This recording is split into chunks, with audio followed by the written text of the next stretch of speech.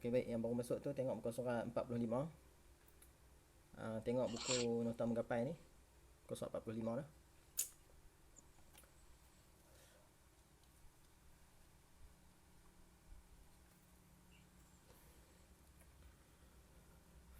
Okey, kamu tutup mic dulu lah. Mana yang baru masuk tu tutup mic tu. Dia lagi dia ada gangguan sikit. Okey, baik. Hari ni kita belajar sirah lah. Sirah. Sirah ni sejarah lah. Okey, cuma sirah tu bahasa Arab. Bahasa Melayu sejarah lah. Benda yang telah berlaku lah. Cuma sirah ni dia banyak berkaitan dengan apa? Rasulullah lah kita mengaji ni. Maknanya sejarah ni banyak macam-macam. Benda dah berlaku tu sirah. Okey, baik. Tengok sirah. Masa dia adalah 1 jam 30 minit. Tengok bahagian bawah. Dia ada dua bahagian. Bahagian A ada 40 markah. Dan bahagian B ada 60 markah. Tu secara ringkas lah format dia. Okey, baik. Kamu tengok muka surat sebelah.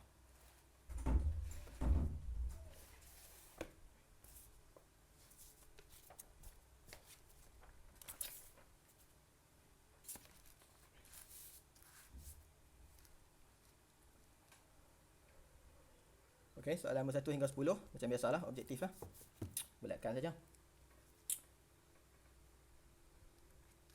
Baik, tengok soalan pertama. Tajuk ni dulu. Bulatkan jawapan yang betul lah. Bulatkan jawapan yang betul. Bulat satu ya. Jangan bulat banyak. Kalau bulat banyak, dia tak kira. Tengok pertama. Orang Islam yang berhijrah dari Mekah ke Madinah dikenali sebagai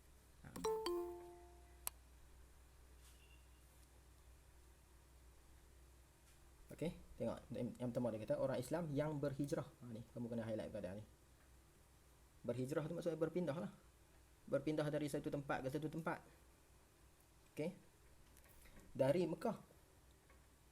Mekah ni tempat kita buat ibadah haji tu. Mekah lah. Ke Madinah. Madinah ni pun satu tempat juga. Madinah ni sejuk lah. Tempat makam Nabi di Madinah lah. Okey, orang yang Islam berhijrah dari Mekah ke Madinah dikenali sebagai depa ni nama apa kita panggil depa ni? Depa ni golongan apa? Okey, baik kita tengok pertama dulu. Tengok jawapan lah. Sambil kita belajar, sambil kita boleh buat ulang kaji sekali. Yang pertama, jawapan dia Aus. Aus. Okey. Aus. Aus ni adalah penduduk asal Madinah lah. Penduduk asal Madinah. Depa bukan orang berhijrah, depa memang asal orang Madinah dah. Okey, tengok ba Ansar. Ba Ansar. Ansar pun penduduk Madinah juga. Okey, penduduk Madinah ni nama umum dia Ansar lah. Dan dia dikategorikan kepada dua bahagian. Yang pertama orang panggil dua puak. Okey. Dua puak. Yang pertama puak Aus. Okey, yang kedua namanya Khazraj. Ni Khazraj. Depan bedal ni Khazraj. Depa ni pun orang Ansar juga. Okey. Tapi puak depa tu. Orang panggil suku kaum. Okey. Macam kita di Malaysia ni ada contoh ada Melayu ke, Cina ke, India ke, macam itulah contohnya.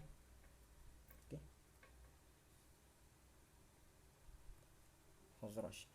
Depa ni golongan Ansar lah. Baik, jadi jawapannya adalah Jim, Muhajirin. Okey, Muhajirin lah. Muhajirin tu orang yang berhijrah lah. Itu sahabat-sahabat Nabi yang berasal dari Mekah, mereka pindah ke Madinah. Selepas mendapat tentangan lah daripada kafir Quraisy. Okey, jadi mereka pergi ke Madinah lah, membentuk satu negara Islam lah. Okey, baik ya. Okey. Ada pertanyaan?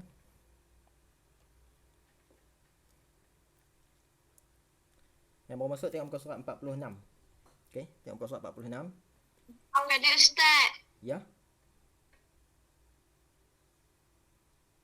Tengok muka surat 46. Okey. Okey, baik, kita teruskan pada soalan yang kedua. Okey, jelas eh. Yang kedua, Rasulullah SAW pernah dilontar. Dilontar ni dibaling lah. Dibaling dengan batu dan najis ketika berdakwah di waktu Rasulullah menyampaikan dakwah tu, menyeru manusia lah kepada jalan benar lah, menyeru manusia supaya menyembah Tuhan, okey, meninggalkan perbuatan-perbuatan yang keji lah. Waktu tu ada satu masyarakat ni, satu tempat lah, masyarakat di situ depa baling batu, baling najis dekat Nabi sampai berdarah apa, Nabi berdarah sampai darah tu banyak lah. Jadi penduduk di kawasan mana tu? Okey. Baik, kita baca dulu satu-satu. Yang pertama Syam. Syam ni Syria. Okey, Syam ni tempat Nabi berniaga waktu kecil itu. Nabi berniaga dengan ikut bapa saudara dia Abu Talib, berniaga di Syam lah. Okey, Syam ni dia area dekat Palestin lah. Yang kedua Ba Taif. Okey, kamu kena buah baris sikit. Yang kedua Taif. Okey, Taif ni pun dia dekat dengan Mekah jugalah. Dekat belah-belah Arab lah. Okey, jadi jawapannya Taif lah. Kamu boleh siap lah. Jim Makkah. Makkah tempat kelahiran Nabi. Nabi mula berdakwah di Mekah lah. Lepas daripada tu Nabi pergi dakwah pula dekat satu tempat nama Taif. Taif ni dia cantik lah. Okey, tempat dia cantik lah. Ada tanaman apa. Dan Dal Madinah. Madinah ni tempat Nabi berhijrah lah. Okey, ada Masjid Nabawi sekarang ni. Kubur Nabi di Madinah lah. Okey. Itu sejarah tempat lah, berkenaan tempat. Kamu kena tahu lah sebuah sikit. Tempat-tempat bersejarah tu. Okey. Kalau ada rezeki kita kena, insya-Allah boleh pergi melawat lah tempat-tempat tersebut. Okey.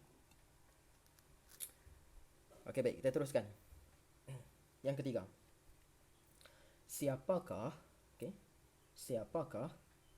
kanak-kanak pertama yang memeluk Islam? Okey, siapakah kanak-kanak pertama yang memeluk Islam?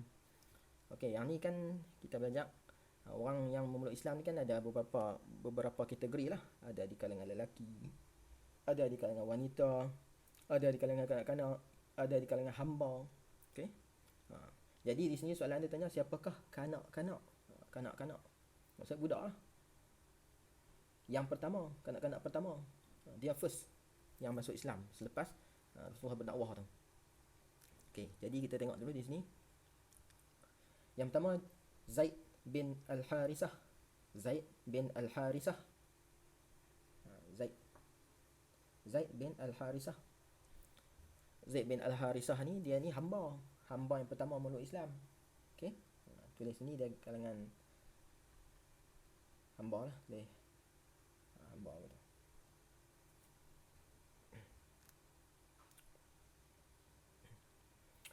Okey, Ba Abu Bakar As-Siddiq. Abu Bakar As-Siddiq ni sahabat rapat kepada Nabi lah. Okey, kalau dalam peristiwa hijrah tu, kan Nabi berhijrah dari Mekah ke Madinah tu, yang bersama dengan Nabi adalah Sayyidina Abu Bakar lah.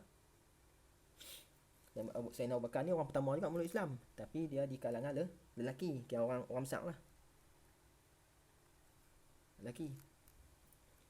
Sayyidina Uthman pun sama lah, kira di kalangan lelaki jugalah. Tapi Sayyidina Abu Bakar first lah. Okay, lepas pada tu sama Sayyidina Uthman. Dan yang terakhir Sayyidina Ali bin Abi Talib. Sayyidina Ali bin Abi Talib. Ni jawapannya lah. Dia ni waktu mula Nabi berdakwah tu, dia budak-budak lagi. Jadi bila Nabi sampaikan ajaran Islam ni, dia terima lah. Okay, dia terima. Sayyidina Ali bin Abi Talib ni dia sepupu Nabi lah. Dia sepupu dan juga dia menantu lah. Sebab Sayyidina Ali ni dia menikah dengan Siti Fatimah. Okey, Siti Fatimah anak Nabi. Okey. Baik, tu sejarah lah sahabat-sahabat Rasulullah tu. Kena kenal lah semua sikit. Okey, baik, kita tengok pula seterusnya.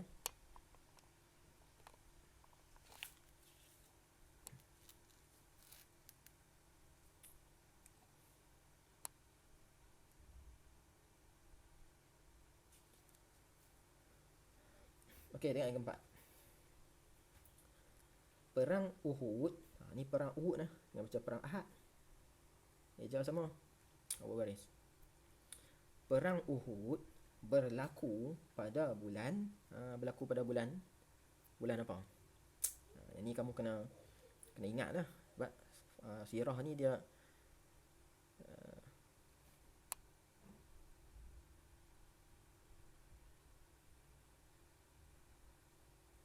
baik, kamu kata tutup kamera, siapa tutup kamera? Oh, orang lain lah. Takut ustaz tak nampak. Okey, baik. Perang Uhud berlaku pada bulan jawapannya adalah bulan Syawal lah. Ni kamu kena hafal ya. Bila perang Uhud bulan Syawal. Perang ni ada banyak. Okey, perang ni yang disertai oleh Rasulullah ni ada banyak. Cuma kita belajar dalam sirah ni dia darjah tajuk darjah 4. Okey, perang Badar pertama. Perang Badar bulan Ramadan. Lepas tu perang Uhud lah. Perang Uhud bulan Syawal. Okey. Ni macam bar ni Ramadan. Ramadan temu tulis perang Badar. Okey, Badar. Ni jauh tu. Jadi kena ingatlah kalau dia tanya perang Badar berlaku pada bulan Ramadan. Okey. Okey.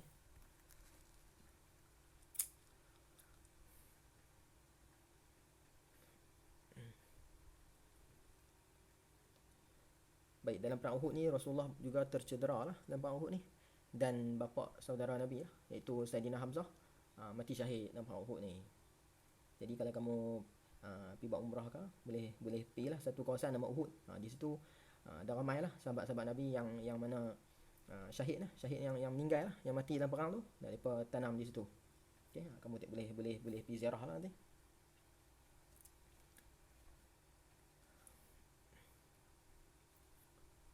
Okey, baik. Tengok soalan kelima pula. Sebelum kedatangan Islam, ekonomi Madinah dikuasai oleh kaum. Jadi Nabi dan para sahabat ni mereka asal orang Mekah. Okey, sebelum mereka berhijrah ke Madinah. Madinah ni kira satu tempat yang kira hebat jugalah dari sudut ekonomi mereka. Ekonomi mereka tu dikuasai oleh kaum. Jawapannya adalah kaum Yahudi. Okey, kaum Yahudi.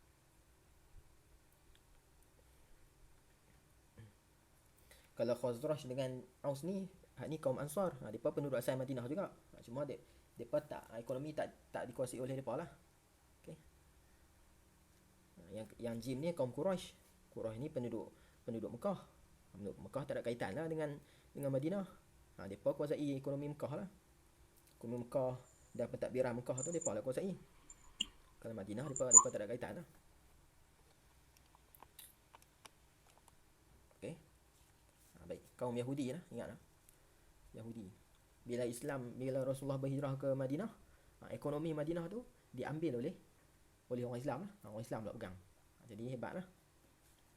Sebelum tu orang Yahudi pegang. Bila orang Yahudi pegang ni adalah unsur-unsur yang unsur-unsur penindasan lah. Okay? Ada riba.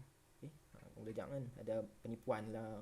Macam lah bila Islam lah barulah ada wujudnya keadilan lah. Jual beli pun secara betul, tidak ada penipuan. Okay?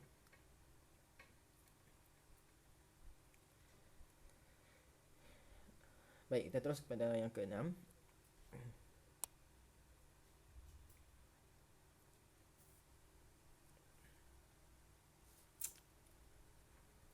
Wahyu pertama, ni wahyu lah.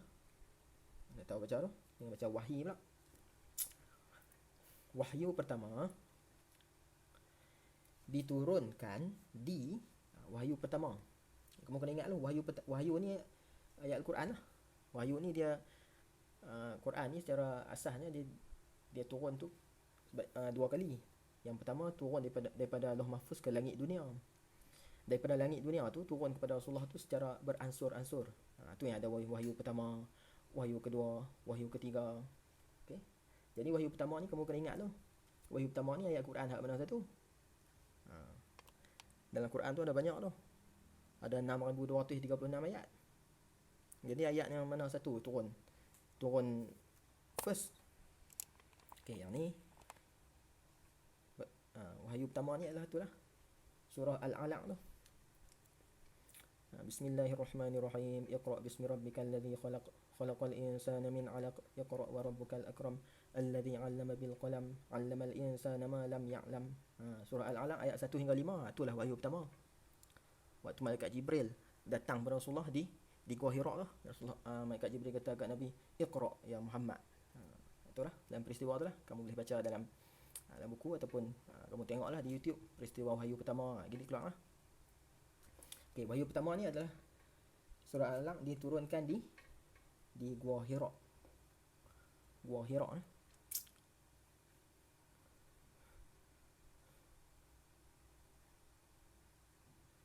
Gua Hira ni gua lah. Gua. Di atas bukit, Bukit Nur nama dia, Jabal Nur. Ni Bukit Nur. Bukit Nur ni nama tempat, tapi dia di Bukit Nur tu ada Gua Hira lah. Di depan tempat dia Gua Hira lah.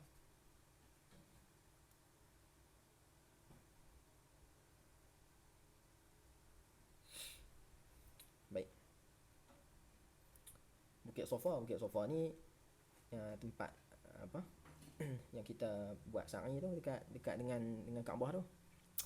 Gua Sur ni dalam peristiwa hijrah Nabi di Madinah ni. Nabi berhenti di Gua Sur tu dengan Sayyidina Abu Bakar tu. Okay, yang orang Quraisy mai cari dia tu di Gua Sur tu. Jadi wahyu pertama di Gua Hira. Okey. Jadi kamu ambil lah poin-poin yang secara ringkas lah sejarah-sejarah tu. Okey, kamu tengok soalan nombor 7 juga.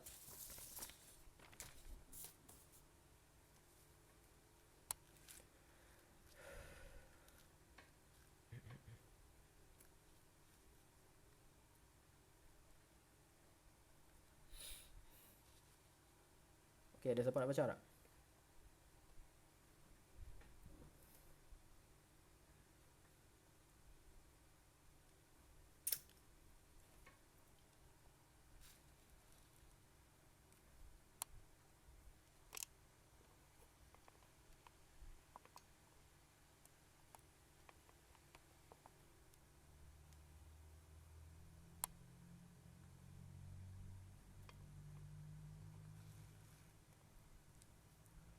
Okey, baik, tengok nombor 7.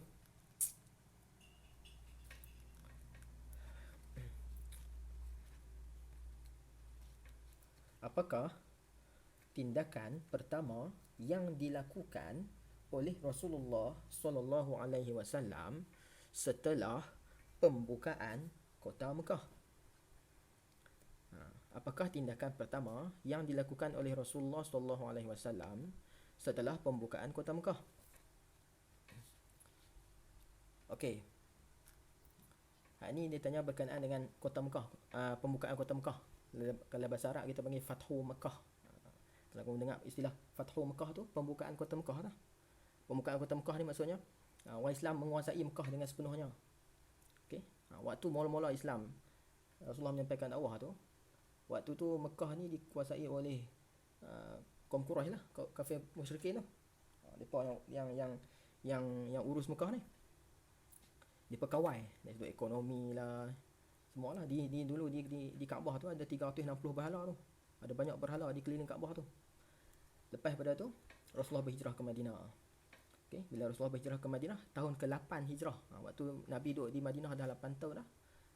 Tuhan memerintahkanlah pada Rasulullah ni untuk membuka kota Mekah. Maksudnya membersihkan kota Mekah ni daripada kesyirikan lah. Okey, nak musnah habis berhala-berhala yang ada di Mekah tu. Sebab tu hari ni kalau kamu tengok dekat Masjidil Haram tu, dekat keliling Kaabah tu mana ada dah berhala-berhala tu. Tok Kong, berhala ni Tok Kong. Tak ada dah. Dulu belum buat. Okey, baik, dia tanya sini apakah tindakan pertama? Okey, apakah tindakan pertama Nabi masuk kota Mekah tu, Nabi buat apa? Okey. Jadi jawapan ni adalah jim, memusnahkan berhala lah. Katok habis berhala-berhala tu, katok habis, bagi hancur habis. Tak ada lah. Sampai sekarang alhamdulillah tak ada lah.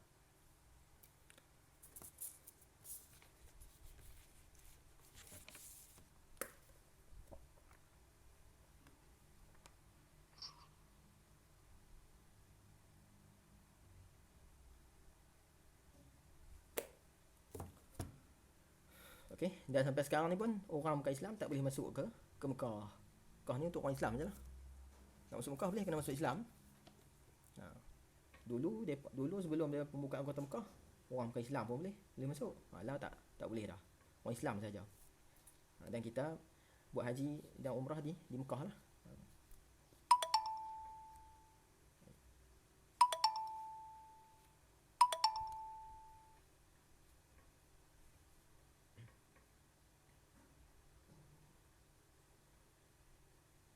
Okey, baik, tengok yang ke-8 pula.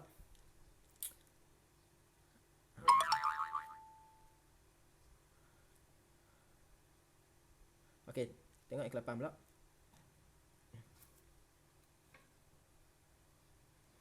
Bai'atul Kubra. Ni. Kamu kena bubuh. Baris. Sorry. Bai'atul Kubra.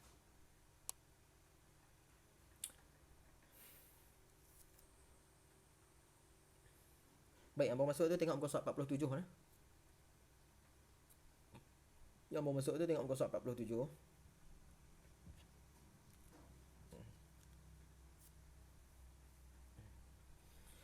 Baik, tengok soalan dia. Bai'atul Kubra berlaku selepas perlantikan.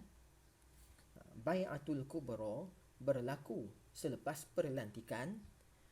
Okey, soalan ni kamu nak jawab, kamu kena tahu dulu Bai'atul Kubra tu benda apa. Okey. Bai'atul Kubra.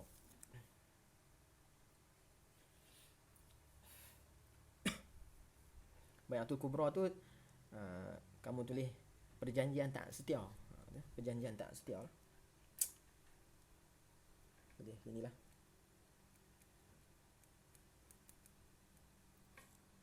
Perjanjian tak setia lah. Tak setia kepada khalifah.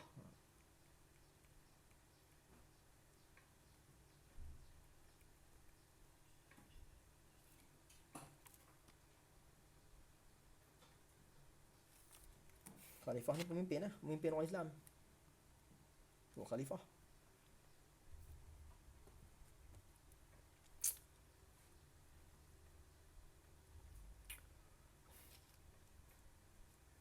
Baik, tajuk ni soalan yang ke-8 ni dia dalam tajuk peristiwa selepas kewafatan Nabi. Okey. Waktu Nabi hidup, Nabi lah jadi ketua kepada negara Islam dan ketua segala-galanya lah. Imam sembahyang pun Nabi, pemimpin pun Nabi. Okey, cuma lepas daripada Rasulullah wafat tu, ada sahabat yang menyambung orang panggil apa? Menyambung legasi lah. Okay, legasi pemimpin Rasulullah tu. Jadi siapa nak jadi ketua lepas pada tu?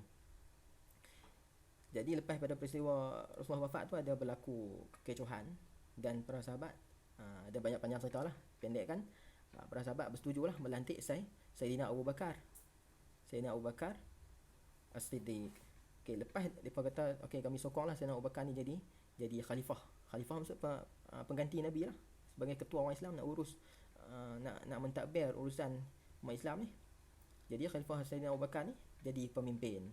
Lepas pada tu masyarakat Islam ni, orang-orang Islam di Madinah ni depa mengangkat menjunjung taat setia lah. Depa kata okey, kami sokong macam tu lah. Sokong Sayyidina Abu Bakar sebagai pemimpin kami lah. Tu namanya Bai'atul Kubra tu. Jadi dia tanya ni, Bai'atul Kubra berlaku selepas pelantikan depannya Sayyidina Abu Bakar. Okey. Lepas janji dia berkata okey, kami taat semua arahan yang diberikan oleh khalifah, iaitu Sayyidina Abu Bakar lah, iaitu sahabat rapat kepada Rasulullah lah. Okay. Yang lain-lain ni pun sahabat Nabi juga, depa ni pun khalifah juga. Cuma depa selepas daripada Sayyidina Abu Bakar. Okey, Sayyidina Abu Bakar ni first. Okey, ni first. Lepas Sayyidina Abu Bakar meninggal, naik pula Sayyidina Umar. Umar pula sambung jadi pemimpin Islam lah. Kalau macam di Malaysia ni macam Perdana Menteri betul lah. Okay, tapi hak ni dia lebih tinggi lah kuasa dia. Sebab dia urus semua urusan umat Islam. Lepas Sayyidina Umar meninggal, Sayyidina Osman pula ganti nombor 3. Okay. Lepas Sayyidina Osman meninggal, baru pula Sayyidina Ali ganti. Sayyidina Ali. Lepas tu ada sambung-sambung lah. Sambung sampai tahun 1924. Lepas pada tu tak ada dah. Habis dah. Khalifah Islam ni tak ada dah. Okay. Baik, tengok yang ke-9. Tengok yang ke-9 pula. Manakah antara berikut jasa Rasulullah SAW sebagai pemimpin umat? Manakah antara berikut jasa Rasulullah SAW sebagai pemimpin umat? Sebagai pemimpin. Pemimpin ni ketua negara. Jadi Nabi buat apa waktu dia jadi pemimpin? Okey, kita tengok pertama, membina masjid. Okey, membina masjid. Jadi yang pertama ni betul lah kan, waktu Rasulullah sampai ke Madinah tu, selepas peristiwa hijrah tu, Nabi membina masjid lah. Sampai sekarang nama Masjid Nabawi tu. Okey, dalam tu dah adanya makam Rasulullah tu. Membina masjid. Yang kedua, membentuk dasar negara. Membentuk dasar negara. Dasar ni maksudnya perlembagaan lah. Undang-undang negara. Okay. Bila jadi apa-apa hal, nak kena rujuk kepada undang-undang lah. Okay. Bila ada mencuri, apa nak kena buat. Okay. Bulan puasa, apa nak kena buat. Tu maksud dasar. Bila ada kes-kes tertentu, nak kena rujuk kepada dasar negara lah. Macam kita hari ni ada mahkamah. Okay. Baru apa, pentadbiran negara tu jadi elok. Baru negara tu jadi aman. Kalau tak ada dasar ni lagi ikut dan, kawan mencuri pun buat tak tahu, tak ada undang-undang. Jadi ni pun betul lah, perlembagaan membentuk dasar negara. Okey, cuma dalam bab Madinah ni, perlembagaan kita panggil perlembagaan Madinah lah. Perlembagaan Madinah, bahasa Arab panggil Sahifatul Madinah. Okey, Sahifatul Madinah. Dia ada banyak lah di situ perlembagaan dah. Kamu boleh tengok dalam buku. Jadi jawapannya 1 dan 2 lah. Okey, 1 dan 2. 1 dan 2. Yang ketiga ni kita baca juga. Yang ketiga ni pun mengumpul Al-Quran. Mengumpul Al-Quran. Mengumpul Al-Quran ni tak berlaku pada zaman Nabi. Dia berlaku pada zaman Saidina Abu Bakar. Okey. Mengumpul Al-Quran ni, dan yang terakhir sekali kita baca, memerangi golongan yang enggan membayar zakat. Memerangi golongan yang enggan membayar zakat. Okey. Dua benda ni berlaku pada zaman Saidina itu Saidina Abu Bakar. Jadi jasa dia lah.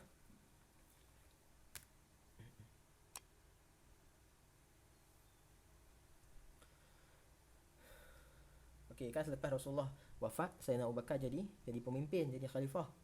Jadi lepas pada tu berlakulah peperangan, kan? Ada perang. Lepas pada tu ada orang murtad, ada orang tak mau bayar zakat. Okey, dan ada peperangan lah. Bila ada peperangan, adalah orang hafiz Al-Quran lah, penghafal Al-Quran ni meninggal. Jadi bila meninggal, jadi Saidina Abu Bakar dia fikir, kalau kita tak kumpul Al-Quran, jadi takut Al-Quran tu hilang lah. Sebab pada zaman tu Al-Quran ni bukan ada macam kita yang ada buku macam kita Al-Quran lah ni, bukan macam tu. Dulu Al-Quran ni dia tulis atas daun, atas kulit. Okey, dia tulis macam tu. Jadi merata lah, sahabat ni pegang sikit ayat Al-Quran, sahabat ni pegang sikit ayat Al-Quran. Jadi contoh kalau sahabat ada sahabat yang hafal, okey, jadi kalau kata sahabat hafal tu meninggal contohnya, habis hilang. Jadi nak untuk mengatasi masalah tu, saya nak buatkan kumpul Al-Quran yang mana ada yang ditulis dekat daun, ditulis dekat kulit tu, kumpul cukuplah satu Al-Quran. Lepas tu dibukukan, dibuat satu buku macam kita lah ni waktu zaman Saidina Osman. Tu secara ringkas lah. Dan yang terakhir ni memerangi golongan yang enggan membayar zakat. Lepas Rasulullah wafat ni, ada segelintir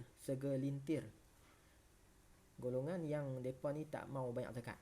Okay? Mereka kata bayar zakat ni waktu Nabi hidup mah, Nabi meninggal tak payah bayar zakat lah. Ada juga golongan yang murtad, yang keluar dari Islam. Mereka kata agama Islam ni waktu Rasulullah hidup kita ikut dia, dah Rasulullah wafat dah ikut dia. Tu. Okey, jadi dua golongan ni lah. Golongan yang enggan bayar zakat dan murtad. Sayyidina Abu Bakar memerangi golongan tu lah. Ni jasa dia lah, ingat. Dua ni jasa Sayyidina Abu Bakar. Baik, kita tengok soalan yang tak pula.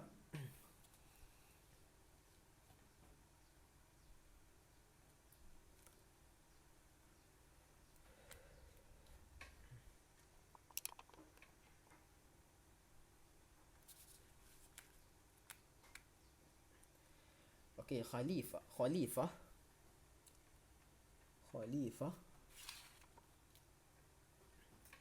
ialah gelaran yang diberikan untuk pemimpin umat Islam setelah wafatnya meninggal lah, wafatnya Rasulullah sallallahu alaihi wasallam. Tu dia punya apa? Dia punya definisi ataupun dia punya takrif.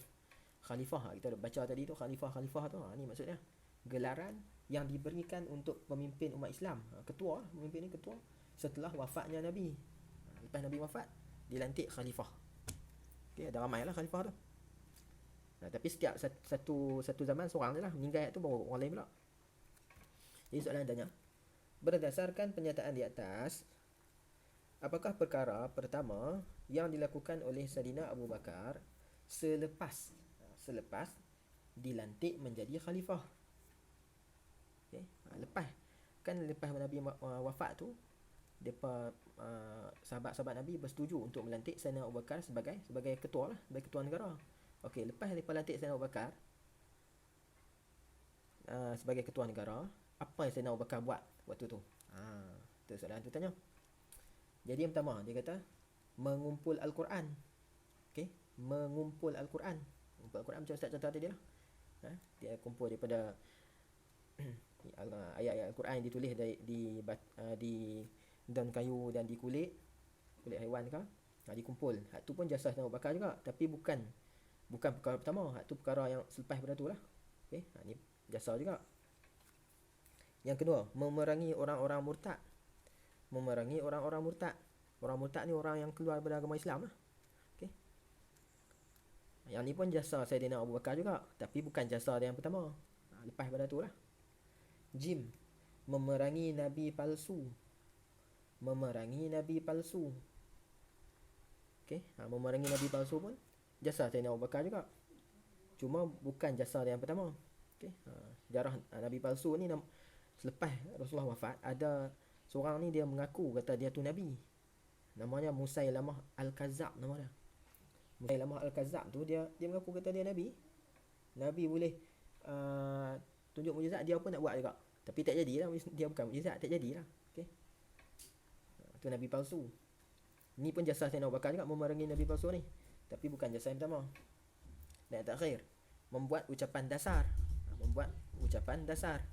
Ucapan dasar ni ucapan yang nak meredakan ketegangan umat Islam lah.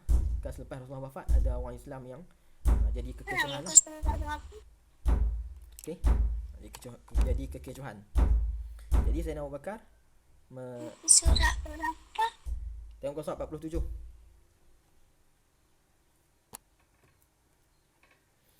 Okey, jadi Sayyidina Abu Bakar nak meredakan lah ketegangan tu. Dia cakap lah, buat ada ucapan. Kamu boleh tengok dalam buku teks, panjang tengok ucapan dia. Ni jawapan dia, ni lah, dah lah. Okey.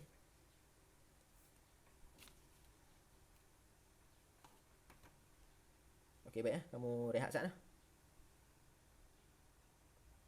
Okey, rehat sat 2 minit.